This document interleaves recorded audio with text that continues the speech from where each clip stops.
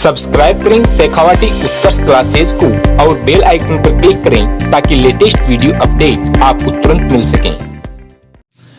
जिंदगी की असली उड़ान अभी बाकी है। जिंदगी की असली उड़ान अभी बाकी है। जिंदगी के कई इम्तिहान अभी बाकी है। अभी नापी है मुट्ठी भर जमीन हमने, अभी नापी है मुट्ठी भर जमीन हमने, आगे सारा आसमान बाकी है। साथियों, मैं बीएल सैनी, शेखावाटी उत्कर्ष क्लासेस उदयपुरवाटी यूट्यूब चैनल में आपका हार्दिक स्वागत है।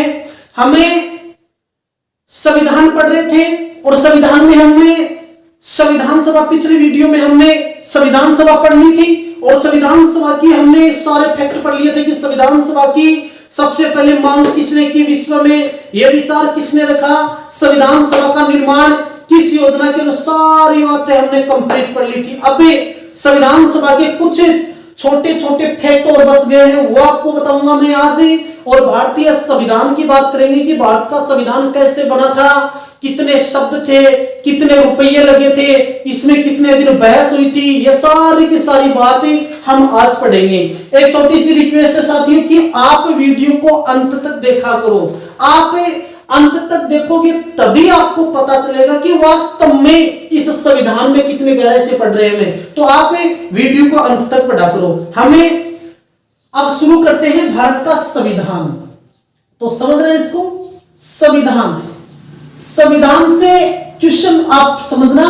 पहला क्वेश्चन आपसे ये पूछेगा भारतीय संविधान का जनक कौन है, तब आपको बताना है डॉक्टर भीमराव अंबेडकर। डॉक्टर भीमराव अंबेडकर। पहला क्वेश्चन तो यही बनता है कि भारतीय संविधान का जनक किसे कहा जाता है, बी आर अंबेडकर को। इसे ही भारतीय संविधान का जनक, जननी व निर्माता के नाम से भी जाना जाता है। दूसरा क्वेश्चन यहां से यह बनता है कि जो भारत का संविधान है इसका प्रारूप किसने तैयार किया था। तो भारतीय संविधान का प्रारूप किसने तैयार किया था, बी एन राव ने। तो भारतीय संविधान का प्रारूप किसने तैयार किया, बी एन राव ने तैयार किया। इसको मैं बोलूंगा बेनेगल नरसिम्हा राव। इसी व्यक्ति को भारतीय संविधान सभा का संवैधानिक सलाहकार बनाया गया था। और मैंने इसके बारे में यह भी कहा था कि यह अंतरराष्ट्रीय न्यायालय के न्यायाधीश भी रह चुके हैं और यह बर्मा के संविधान में भी अपनी महत्वपूर्ण भूमिका निभा चुके हैं। ठीक है। दूसरा क्वेश्चन पूछेगा कि भारत का संविधान है, तो भारत का संविधान हस्तलिखित है। भारत का संविधान साथियों क्या है, हस्तलिखित है। और यह संविधान हस्त से किसने लिखा था, प्रेम बिहारी। किसने लिखा था साथियों, प्रेम बिहारी नारायण रायजादा ने। तो भारत का संविधान हस्तलिखित है, किसने लिखा, प्रेम बिहारी नारायण रायजादा ने लिखा था। इस प्रेम बिहारी की बात करते हैं साथियों, यह व्यक्ति बिहार के मधुबनी जिले का था। अब जब पंडित जवाहरलाल नेहरू इसे प्रेम बिहारी के पास जाते हैं, बोलते हैं कि आपको भारत का संविधान लिखना है, बताओ आप इसका लिखने में कितना पैसा लोगे। तो प्रेम बिहारी ने प्रत्युत्तर में कहा कि मैं 1 रुपया भी नहीं लिख लूंगा, मैं भारत का संविधान लिख दूंगा और मैं बदले में 1 रुपया भी नहीं लूंगा, परंतु मेरी एक शर्त है कि मैं संविधान लिखूंगा, उसके हर पन्ने पर, उसके हर पेज पर मैं मेरा नाम लिखूंगा नीचे, उसके हर पेज पर नीचे मेरा नाम लिखूंगा और जो अंतिम पेज होगा उस पर मेरे दादाजी रामदास का नाम लिखूंगा। ये इसने बात कही। तो पंडित जवाहरलाल नेहरू और बाकी अन्य सदस्य थे इस बात को स्वीकार कर लेते हैं और स्वीकार करने के बाद में इस प्रेम बिहारी नारायण ने संविधान लिखना प्रारंभ किया और उसे संविधान लिखने में कुल कितने दिनों का समय लगा था साथियों, 60 दिन का। अब यहां से आप कंफ्यूज मत हो जाना, यहां से क्वेश्चन बनेगा, देखो 2 वर्ष 11 माह और 18 दिन। क्वेश्चन दोनों है, अलग अलग क्वेश्चन है दोनों। अगर क्वेश्चन पूछे कि भारत का संविधान बनने में कुल कितना समय लगा, तब आपको बताना है 2 वर्ष 11 माह 18 दिन। अगर पूछे कि प्रेम बिहारी नारायण ने भारत का संविधान हाथ से लिखने में कितना समय लिया, तो आपको बताना है 60 दिन का समय लिया। ठीक है साथियों, इसके बाद में दूसरा क्वेश्चन बनता है कि भारत का संविधान है, इस पर कलाकृतियां, यानी भारत के संविधान पर कलाकृतियां किस किसने की थी? तो एक व्यक्ति है नंदलाल घोष, और इसका साथ किसने दिया था? राम मनोहर सिन्हा ने। तो राम मनोहर सिन्हा ने इसका साथ दिया था कलाकृति में। अब देखो भाई, क्वेश्चन क्या बना कि भारत का संविधान है, इस पर कलाकृतियां किस किसने की थी? नंदलाल घोष से, और इसका साथ किसने दिया? राम मनोहर सिन्हा ने दिया था। राम मनोहर सिन्हा ने इसका क्या दिया था? साथ दिया। दूसरा क्वेश्चन यहां से और भी बनता है कि जो भारत का संविधान है, भारत का संविधान कौन सी भाषा में लिखा गया है? आपको बताना है अंग्रेजी भाषा। कौन सी भाषा में लिखा गया? अंग्रेजी भाषा में लिखा है। इसमें कुल कितने पेज हैं? 251 पेज हैं और 1,17,369 शब्द हैं। भारत का संविधान अंग्रेजी भाषा में लिखा है और इसमें कुल कितने पेज है? 251 पेज है और 1,17,369 इसमें क्या है साथियों? शब्द है। किसमें? भारत के संविधान में है। एक क्वेश्चन यहां से ये बन गया। दूसरा क्वेश्चन है और भी बनता है कि यह संविधान है, इस भारतीय संविधान पर संविधान सभा ने कुल कितने दिनों तक बहस की थी? आपको बताना 114 दिनों तक, यानी 114 दिनों तक इसके प्रारूप पर क्या हुई थी? बहस हुई थी। और 3 बार इसका क्या किया गया था साथियों? वाचन किया गया था। पूछेगा कि भारतीय संविधान का वाचन कितनी बार किया गया? 3 बार किया गया। बहस कितने दिन? 114 दिन। समय 2 वर्ष 11 माह 18 दिन। अब दूसरा क्वेश्चन बनता है, इस पर खर्चा कितना आया? भारतीय संविधान पर कुल कितना खर्चा आया? आपको बताना है 63,96,729 रुपए का इस पर क्या आया था? खर्चा आया था। यानी भारतीय संविधान पर कुल कितने रुपए का खर्चा आया था? लगभग में 64 लाख रुपए या 63,96,729 रुपए का इस पर खर्चा आया था। ठीक है, अब इसको मिटा रहा हूं मैं एक बार। अब यहां पर बात करते हैं कि भारत का संविधान है, ये बन गया। अब इस भारतीय संविधान का 3 बार वाचन किया गया था। वो 3 बार वाचन किस किस समय पर किया गया था देखना।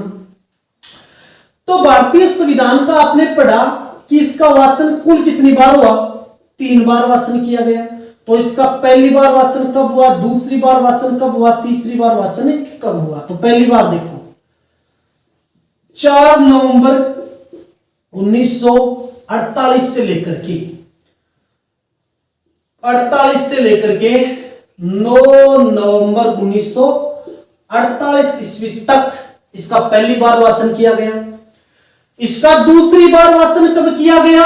तो दूसरी बार बताना है 15 नवंबर 1948 से। इसका दूसरी बार वाचन कब किया गया? 15 नवंबर 1948 से लेकर के 17 अक्टूबर 1949 ईस्वी तक इसका दूसरी बार वाचन किया गया।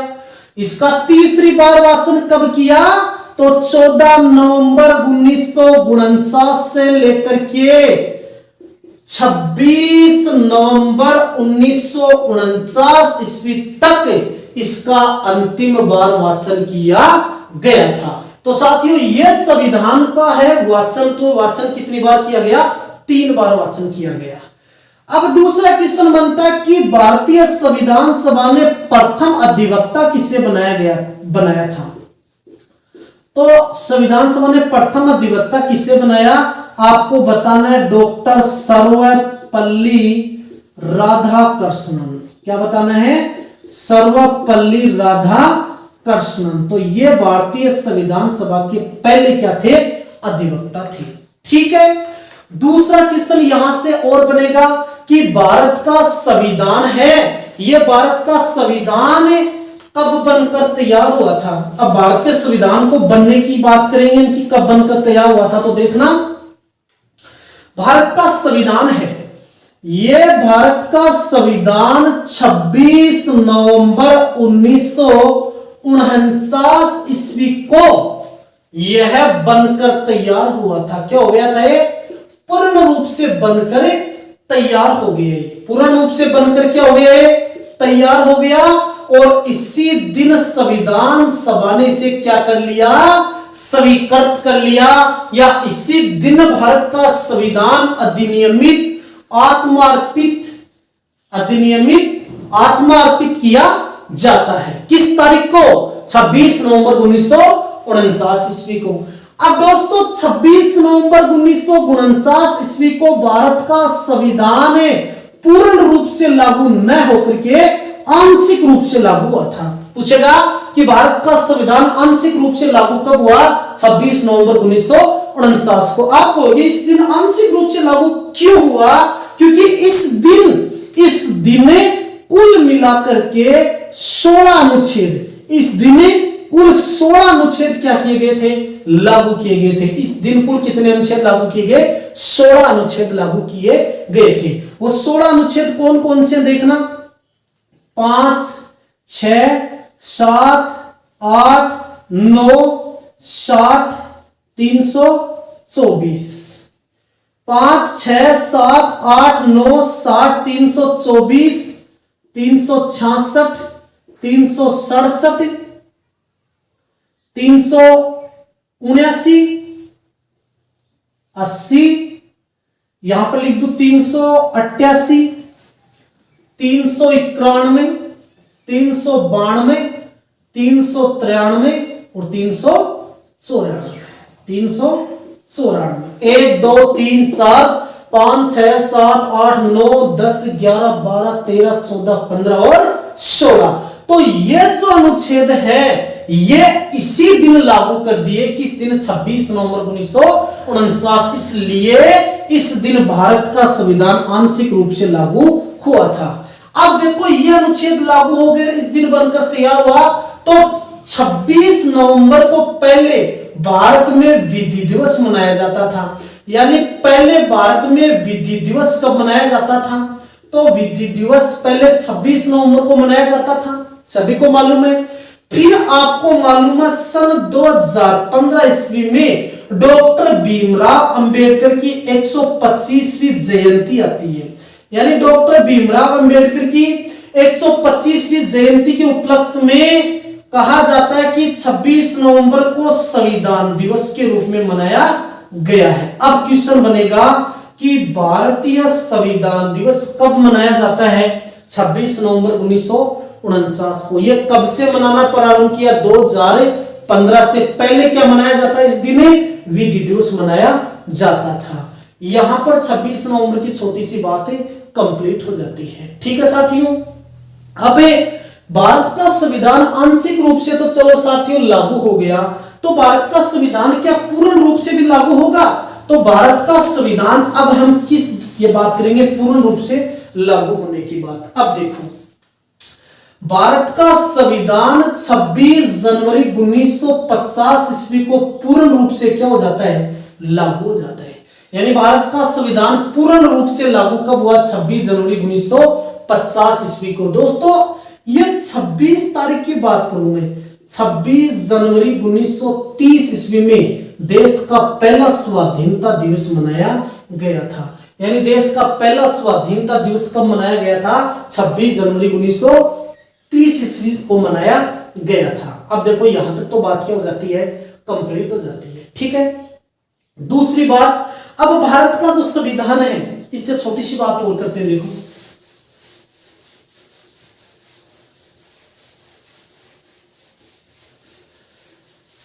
अब भारत का संविधान बन गया, लागू हो गया, यहां तक हमने बात कर ली। अब देखो साथियों यहां पर छोटा सा फैक्ट और इसमें जोड़ना पड़ेगा। हमें क्यों जोड़ना पड़ेगा? देखो आपको मालूम है हमने यह पढ़ा कि संविधान सभा, हमने क्या पढ़ा? संविधान सभा पढ़ी थी हमने पिछले वीडियो में संविधान सभा की पहली बैठक पढ़ ली थी, दूसरी बैठक पढ़ ली थी और तीसरी बैठक पढ़ ली थी। अब संविधान सभा की कुल बैठक कितनी हुई थी तब आपको बताना है 8। कितनी बतानी है? सॉरी 12। संविधान सभा की कुल कितनी बैठक हुई थी? 12 बैठक हुई थी। कितनी हुई थी? और संविधान सभा की जो अंतिम बैठक है, अच्छा क्वेश्चन है, संविधान सभा की अंतिम बैठक कब बुलाई गई थी? 24 जनवरी 1950 ईस्वी में। संविधान सभा की अंतिम बैठक कब बुलाई गई थी? 24 जनवरी 1950 ईस्वी में। अब देखो संविधान सभा की अंतिम बैठक में क्या क्या कार्य किए गए थे। देखो इस दिन, इस 24 तारीख को क्या क्या कार्य किए गए। पहला कार्य तो इस दिन डॉक्टर राजेंद्र प्रसाद को, समझना साथियों, डॉक्टर राजेंद्र प्रसाद को भारत का राष्ट्रपति बनाया गया था। तो 24 जनवरी 1950 ईस्वी को राजेंद्र प्रसाद को भारत का राष्ट्रपति बनाया जाता है, जो देश का पहला राष्ट्रपति था। इसी 24 जनवरी 1950 ईस्वी को, इसी 24 जनवरी 1950 ईस्वी को कुल 284 सदस्यों ने भारतीय संविधान पर क्या किया? हस्ताक्षर कर दिए थे। क्वेश्चन बनता है कि भारत के संविधान पर अंतिम दिन या 24 जनवरी 1950 को कुल कितने व्यक्तियों ने हस्ताक्षर किए? 284 ने। तो क्वेश्चन बन सकता है कि भारत के संविधान में कुल कितने व्यक्तियों ने हस्ताक्षर किए हैं? 284 व्यक्तियों ने हस्ताक्षर किए हैं। एक बात ये बन गई। चलो यहां तक हस्ताक्षर की बात हो जाती है, तो सबसे पहले हस्ताक्षर किसने किए साथियों? तो पहले हस्ताक्षर पंडित जवाहरलाल नेहरू पहला व्यक्ति है जिसने भारतीय संविधान पर हस्ताक्षर किए। और अंतिम रूप से हस्ताक्षर किसने किए? आपको बताना है, डॉक्टर राजेंद्र प्रसाद बताना है। तो क्वेश्चन और बन गया कि भारत के संविधान पर कुल कितने व्यक्तियों ने हस्ताक्षर किए? 284 व्यक्तियों ने। सबसे पहले हस्ताक्षर किसने किए? जवाहरलाल नेहरू ने। और सबसे अंत में हस्ताक्षर किसने किए? डॉक्टर राजेंद्र प्रसाद ने हस्ताक्षर किए थे। अब 24 जनवरी को दो बड़े कार्य हो गए। महिला हमने पढ़ ली थी कि महिला कुल 15 महिला थी, वो हमने सारी बात कर ली है। महिलाओं समूह की अध्यक्ष श्रीमती हंसा मेहता को बनाया गया था। अब भारत का जो संविधान है, इसकी अंतिम बैठक में और भी क्या क्या हुआ था भाई? इस अंतिम बैठक में और क्या हुआ था? देखो अंतिम बैठक कब हुई थी? 24 जनवरी 1950। इसमें राष्ट्रपति बन गया, संविधान पर हस्ताक्षर हो गए। इस अंतिम बैठक में देखो, एक तो जन गण मन, और यानी कहने का मतलब जनगण मन और वंदे मातरम। कहने का मतलब 24 जनवरी 1950 ईस्वी में जनगण मन को राष्ट्रीय गान स्वीकृत किया और वंदे मातरम को राष्ट्रीय गीत स्वीकार किया गया था, जो पूर्ण रूप से 26 जनवरी 1950 ईस्वी में लागू हुआ था। तो पूछेगा कि राष्ट्रीय गान जनगण मन, इसे स्वीकृति कब मिली? 24 जनवरी 1950 को। और वंदे मातरम को राष्ट्रीय गीत के रूप में अंतिम मंजूरी कब मिली? 24 जनवरी 1950 को। जबकि पूर्ण रूप से लागू कब हुए? 26 जनवरी 1950 में। अब साथियों में छोटी सी बात है, यहां पर बात करता हूं जनगण मन की। तो देखो वर्तमान में जनगण मन, समझना इस बात को, यह जनगण मन है, यह भारत का वर्तमान में क्या है? राष्ट्रीय गान है। पहला क्वेश्चन, भारत का राष्ट्रीय गान कौन सा है? जनगण मन है। एक क्वेश्चन बन गया। दूसरा, यह जनगण मन पहली बार कब गाया गया? तो पहली बार कब गाया गया आपको बताना है। 27 दिसंबर 1911 ईस्वी में यह जनगण मन गाया गया था। और कहां पर गाया गया था? कोलकाता में। कहां पर गाया गया था? कोलकाता में गाया गया था। और जॉर्ज पंचम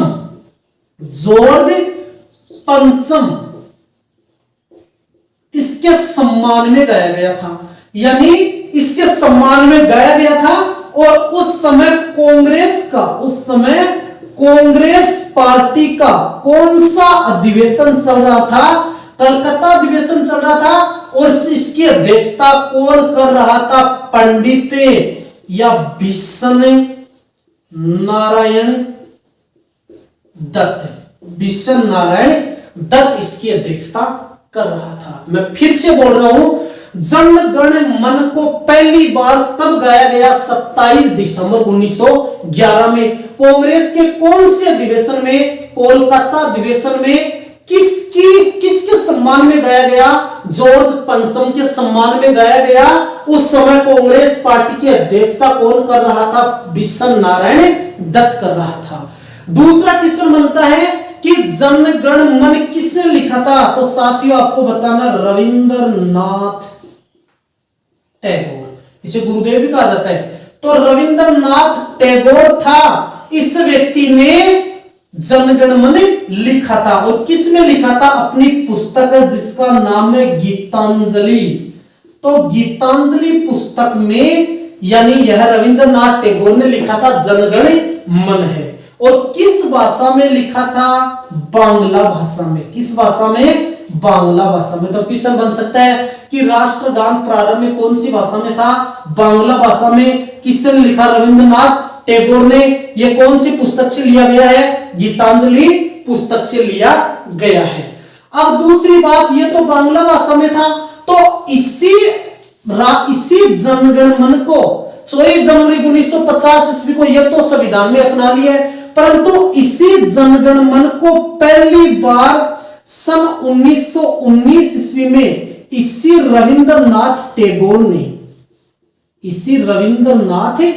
टैगोर ने इसका अंग्रेजी में रूपांतरण, इसको अंग्रेजी में लिख दिया था। तो पूछेगा कि जनगण मन पहले बांग्ला भाषा में था, इसका अंग्रेजी में रूपांतरण भी किसने किया? रविंद्रनाथ टैगोर ने। कब किया? 1919 ईस्वी में। और किसने किया? अपनी पुस्तक द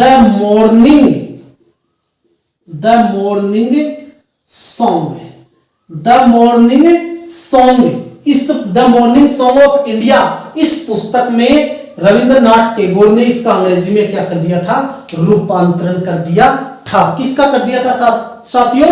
इस जनगण मन का। अब देखो इसी जनगण में और बात करते हैं। इसी जनगण में और भी बात क्या करेंगे कि जनगण मन है, इसको गाने में कुल कितना समय लगता है? तो इसमें कुल 52 सेकंड का समय लगता है। तो पूछेगा जनगण मन को गाने में कुल कितना समय लगता है?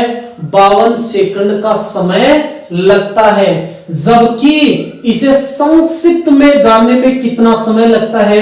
20 सेकंड का समय लगता है। अब यहां पर लड़का कंफ्यूज होगा कि यार राष्ट्रीय गान को गाने में 52 सेकंड का समय लगता है, 20 लगता है। सही बात है कि इसको गाने में कुल 52 सेकंड का समय लगता है, परंतु जब कोई शोक की बात आ जाए, जब किसी की मृत्यु हो जाए या किसी भी प्रकार का शोक आ जाए, तब इसकी पहली पंक्ति और अंतिम पंक्ति गाई जाती है। उस समय कितना समय लगता है? मात्र 20 सेकंड का समय लगता है।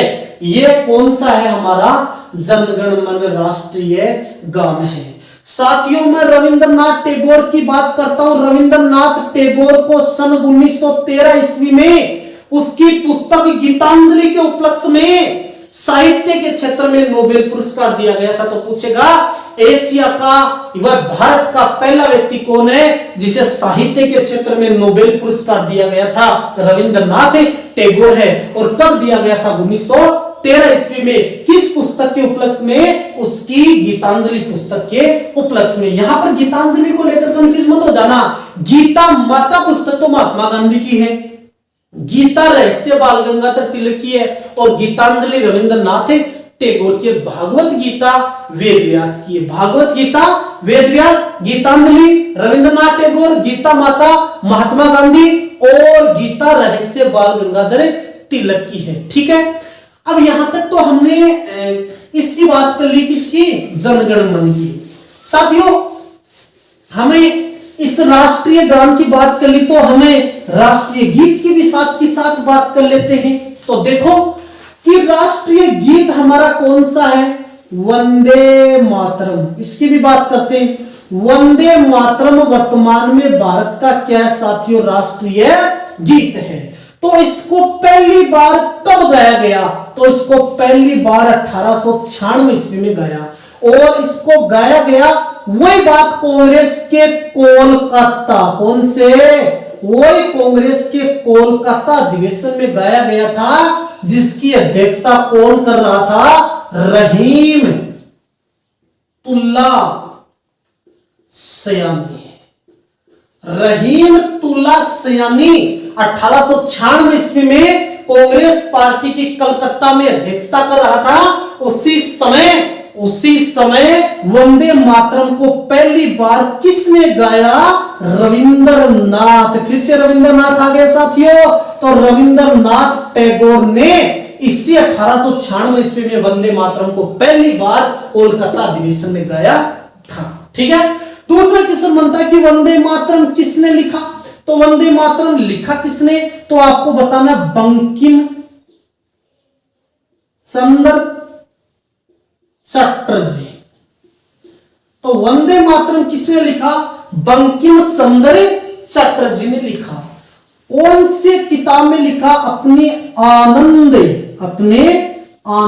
मठ में लिखा था। पूछेगा कि वंदे मातरम किस पुस्तक से लिया गया है? आनंद मठ से। आनंद मठ किसने लिखी? बंकिम चंद्र चटर्जी ने लिखी थी। ठीक है। इसी आनंद मठ में पहली बार भारत में सन्यासियों ने, यानी सन्यासी आक्रमण बताया जाता। तो पूछेगा कि आनंद मठ में सबसे पहले आंदोलन किसने किया था? सन्यासियों ने किया था। कौन कहता है? आनंद मठ कहता है।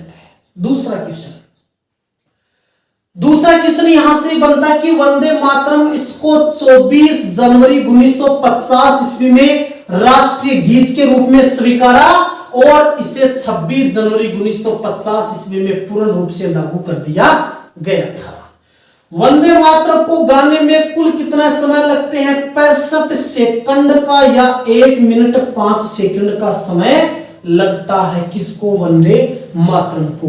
वंदे मातरम मूल रूप से कौन सी भाषा में था? संस्कृत भाषा में, जबकि जनगण मन बांग्ला भाषा में। जनगण मन तो बांग्ला भाषा में, और वंदे मातरम किस भाषा में लिखा गया था? संस्कृत भाषा में लिखा गया था। साथियों ये इसमें एक फैक्ट था, मैंने आपको बता दिया है। हमारा तो संविधान चल रहा था, 24 जनवरी 1950 में अंतिम बैठक चल रही थी। एक तो ये क्वेश्चन बन गया है। ठीक है साथियों। अब देखो, अब दूसरी बात है, और बात करते हैं, छोटी सी बात है, यहां से और बनता है क्वेश्चन। वो क्वेश्चन क्या बनेगा देखना। क्वेश्चन यहां से और भी बनकर देखो कि मूल संविधान की हमने बात की। मूल